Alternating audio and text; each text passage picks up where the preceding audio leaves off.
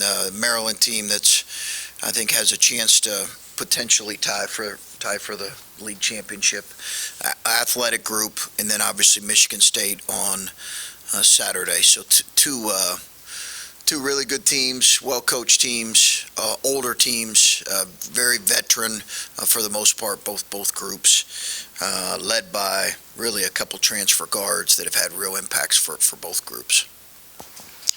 Coach, with Senior Day coming up and Justice being one of the three, but the guy that has been here the longest, can you talk for a minute just about when you got Justice, when he transferred from Cal, what kind of things on the court and off the court did you see from him, 10 years ago that you thought were going to be good for this program?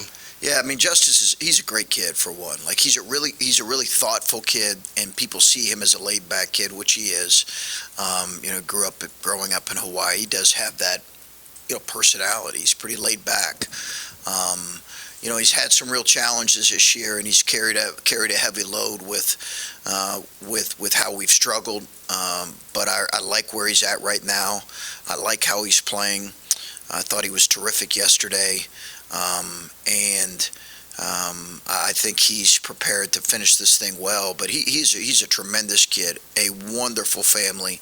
You're right. He's been here longer than anybody else. He's been here for 4 years, so he's went through sitting out and then playing and having a good year on a really good team, and then he's had to deal with another kind of injury where he sits out the whole season and has bounced back, and it's been good to see. And then a specific play from him yesterday with about 3 minutes left. I think it was after the Melendez and one, likely turned it over. They have a chance to cut it to 6, but then Justice kind of gets down the court, gets the steal. I think he had a little behind the back to save it, and then scores the other and push it back to 10. Do you think that might have been like an inflection point there to turn it back and maybe the final stop that stopped it? Yeah, it's a really good observation because it was a critical play. They had gotten a little bit of momentum, then they got to stop. It was a really critical play, and I actually been on him in the game a couple times because I didn't feel like he was running quite as hard as he needed to in transition. Illinois is so fast in transition; they really can hurt you in the open floor. And I challenged him and took him out one time because I didn't think he was running as hard as he needed to. That was a great play. It was a tremendous play, tremendous save, and great effort. Hey, Coach, back here. Okay. You spoke about Justice, but Sean and Isaac are also going through Senior Day. First time with the program for both of them, but can you just speak to their impact?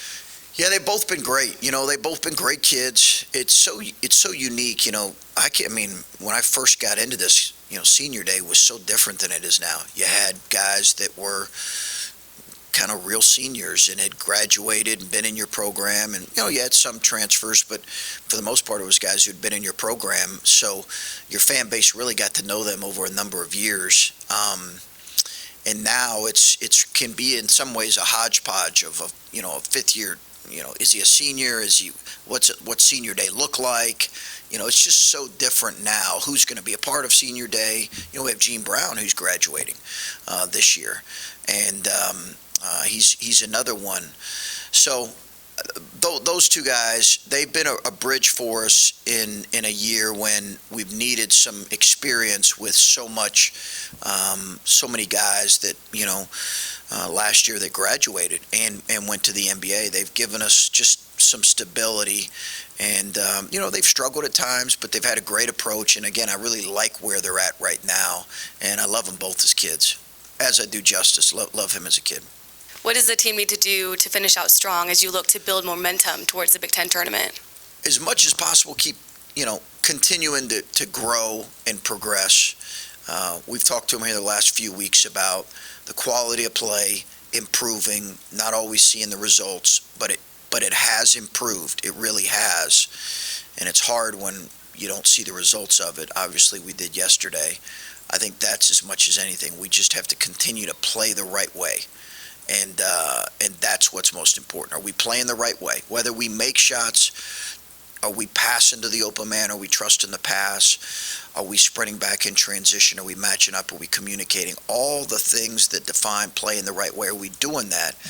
We'll live with whatever the results are if we're doing that. Chris, I assume you've been doing this long enough that you know how to spot a player that is talented but also might be a guy who you think, oh, this guy might stick around here for 4 years too, like kind of thread that needle, which I'd imagine is more and more difficult with the way roster construction goes. Is Bruce like the peak example of that? Like, is that when you're trying to find a guy you think is talented enough to build your program around, but also going to be here longevity-wise to do that? I mean, how close has he come to checking both those boxes? Well, I think that's maybe the thinking from. I get where you're going with that question. Every kid wants to get to the next level as quickly as they can. It has to be the right timing and right for them and right for their future. And EJ found that out after his sophomore year. It just wasn't the right time for him. So every kid wants that, so I wouldn't want to necessarily put limitations on him. What I will tell you is I do think that he's going to be a foundational piece for us. He already is, right? He's a freshman. He really is kind of solidified himself as, in a lot of ways, if not the face of the program, certainly one of the faces of the program. So he's going to be that for us moving forward. And I really do think, I got somebody share with me a comment he made, I think, in here yesterday. And it speaks to who he is as a kid. Almost got me emotional. I think he's really happy to be here. He's growing as a player. He's growing as a kid. And I do think he fits there is a needle to be thread there. For sure. I think if you're going to have roster continuity, we're trying to find that, Bill, and I think he fits that. It's obviously unique, as you said on your show, to have a freshman who's a captain. How much have he and you met one-on-one throughout this year, you teaching him how to lead, especially how to lead through a season like this? I assume the idea is you go through it, you're better on the other end, but it can't be easy as it's happening. So how have you kind of taught him how to lead through a situation he's probably not used to either? Yeah, we've met quite a bit and talked, and whether it's me and him or him and Jake, and it just I think as much as anything, it has been very much a learning experience for him in terms of navigating this as a guy who's kind of looking for his voice in the midst of a bunch of older guys and not wanting maybe to just want to do it the right way. He's been a part of all of our captain meetings that we've had up in my office for the last, several weeks. He's got great insight, great thoughts.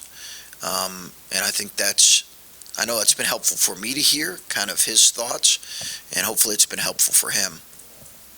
Talking on the radio, Felix going through something that you're kind of trying to nurse. Are there any more details there, or is it just bumps and bruises of the season? Yeah, I don't really want to get into any more detail. I think it's just it's something we've got to continue to monitor and keep an eye on. And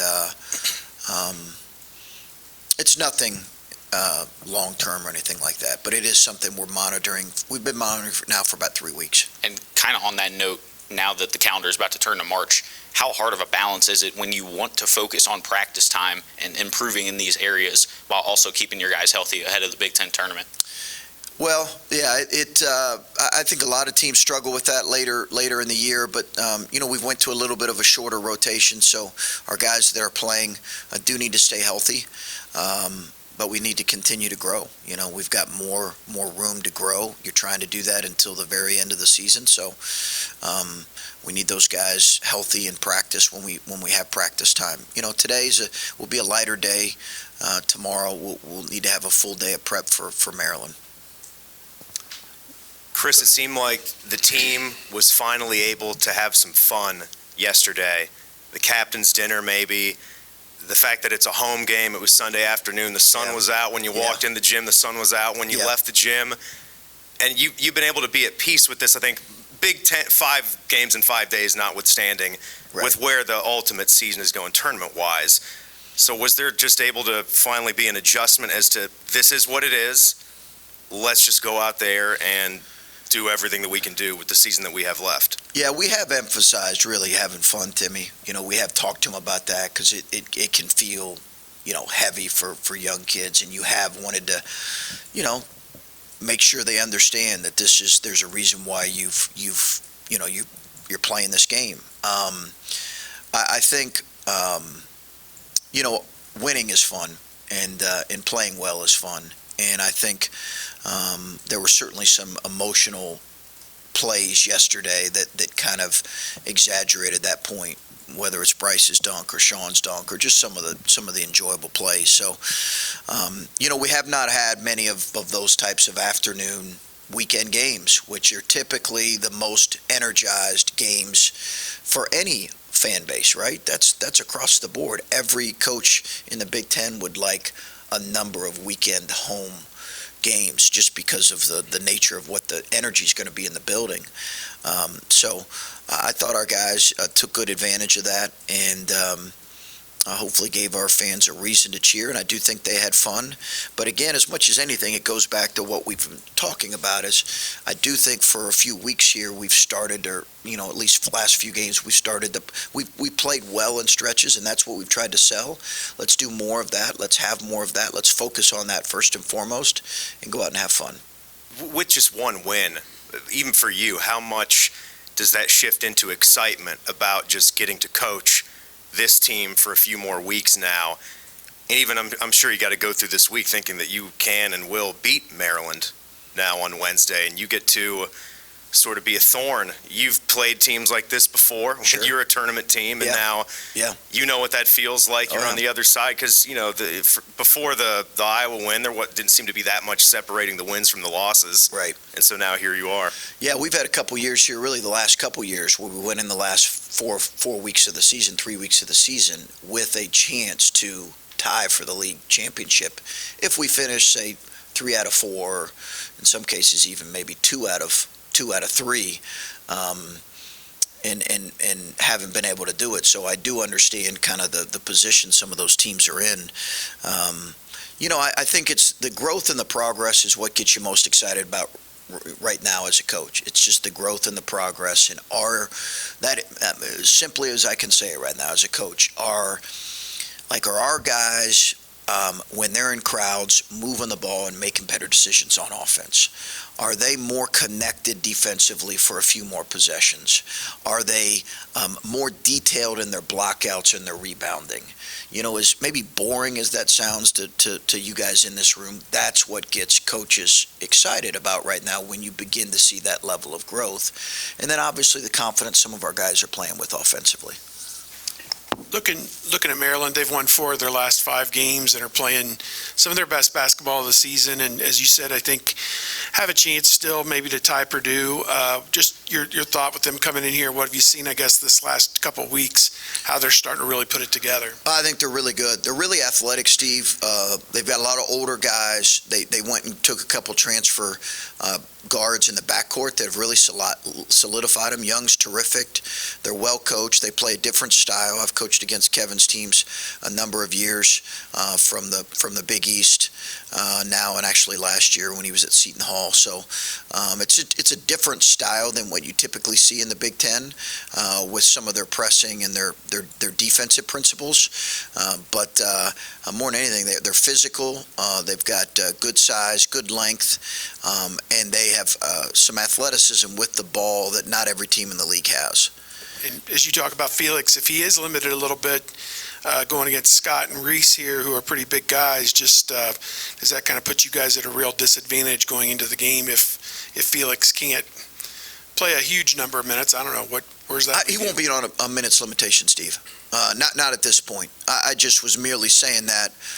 So if we did have to at some point put him on a minutes restriction, you guys weren't totally surprised. So. Does that give them an advantage to have 6'9" and 6'8"? Yeah, I do think Justice is, Justice when he plays with a physicality, he's right at his frame, his size, his height is right there with a guy like Scott. But we do, if you remember the first game, Felix got in foul trouble in the first half, so it really limited our ability to just play against some of their bigger guys, and we do need him on the floor. Chris, you mentioned the confidence your guys are playing with right now. Roddy seems to be playing really confident, even though the scoring isn't always there. There was a moment in the second half when Illinois was making their push, and he took a 3 from the corner there. It didn't fall, but in moments like that, are you seeing him play more confidently, and how confident are you that scoring will catch up eventually? Oh, it'll for sure. Roddy's a really good player, and he's going to grow into a really good player. And I like where he's at right now. He can impact the game offensively and defensively. Right now, he's found a great niche with impacting the game defensively, but he's had moments offensively where he's really helped us as well. Again, I like his growth and his development right in front of us. As much as we've talked about Felix and obviously Bryce and Bruce, Roddy's right there. You talked about moving the ball better and rebounds and things that coaches look at that we don't look at, and obviously every matchup is different, but are there things from yesterday that you feel are replicable, like for what you have left in the season, the way that you played? I mean, it's your second best defensive performance, I think, of the year. Obviously you shared the ball at a higher level. Are there things that you did yesterday that, as you try to build on this for what you have left, you feel are replicable? I think some of our positioning defensively, some of our effort on the glass is hopefully something we can replicate, because it was a major focus for us, and as you know, it's been an issue for us throughout the year. I would say those two things, we've got to continue to hammer. Maryland got us on the glass pretty good in the second half at their place, so it's going to be critical in this one too. And then with Zed being sidelined as long as he's going to be, you've talked about wanting him to play maybe the 4 and him and Felix play together next year. Right. I know that's a little bit of a ways away, but what sort of impact could this have on his off-season development and ability to grow his game when he's going to miss as much time as he will? Yeah, he's getting it done here really soon, so he will be able to have a few more weeks he will not have a full summer.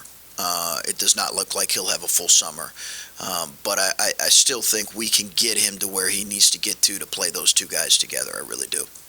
Coach, I was going to ask about Zed as well. Just, we're about to talk to him here in a minute, for the first time since, the news that he's going to have the surgery and everything like that. Just wondering, looking back on his season now, what are your thoughts? You've said before that you thought he took strides, but I wonder what maybe you still want more out of him. And do you think that the Zed we saw earlier in the season before the injury could have been sustained had he not, obviously dealt with that? I would hope so. I don't know. I mean, Zed has had, and I've challenged him with this, he's had moments later in the season where his production has dropped off, and some of that's been his conditioning. So my challenge for him was to finish this well. I do think the injury was real. It really did limited his conditioning, his fitness, his ability to practice hard, and then he just couldn't be the same player with how physical he is. But I do think he was on a good trajectory before the injury. I think he had good moments, but there's still a lot for Zed to grow in. He has to get better in a lot of areas, and he knows that. I think he can. I really do think he can. But I think there's a lot of room for him to continue to grow.